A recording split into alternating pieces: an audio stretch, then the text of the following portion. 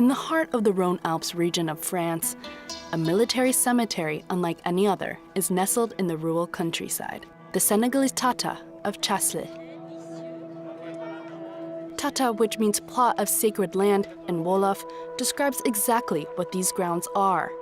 Nearly 200 soldiers of all differing faiths have been laid to rest here.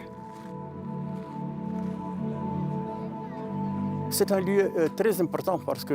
a very important place because the architecture alone reminds us of our monuments and buildings.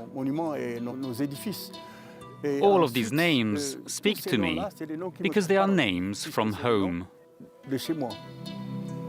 These are the names of the 25th Senegalese Infantry Regiment, who defended Lyon in 1940, following Germany's invasion of France.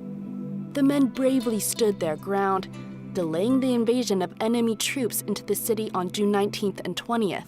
But by that time, Lyon had fallen and the soldiers were taken prisoner.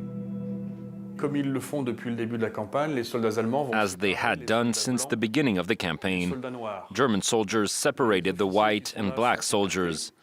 The officers were removed, taken elsewhere, and there would be two groups, one group of Senegalese riflemen who would lead, and behind them, a group of French soldiers. They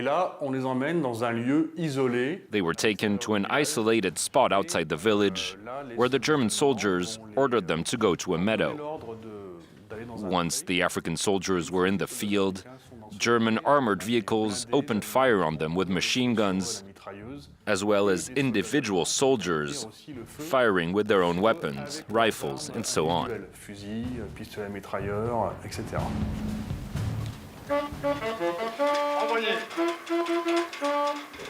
Each 11th of November, the mayor of Chasselay, along with African associations, organized a tribute in memory of the African riflemen who were killed that day.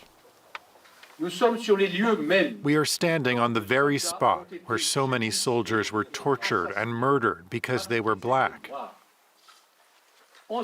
In this place, more than 83 years ago, these combatants embodied French ideals: to never give up, to remain standing.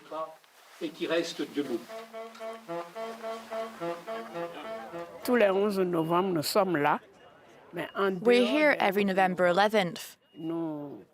But apart from this date, we try to help young people understand what this place of remembrance is all about, and why African soldiers came here to defend France's freedom.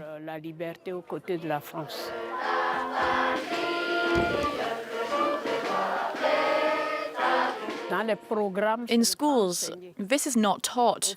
We just allude to the tirailleurs, but we really don't tell students about their struggle.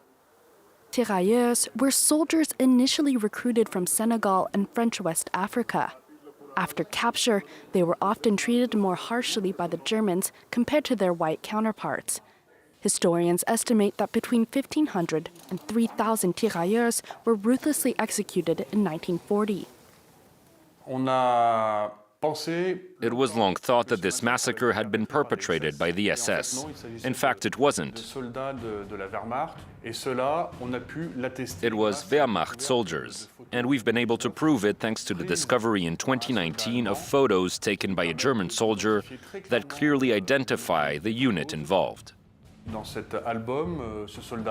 In this album, this completely anonymous soldier recounts his campaign, and right in the middle of the album, you'll find 8 photos recounting the massacre live. From the arrival of the tirailleurs, their killing, right up to the end, where we see an armored vehicle going after those who weren't mowed down by the first bullets.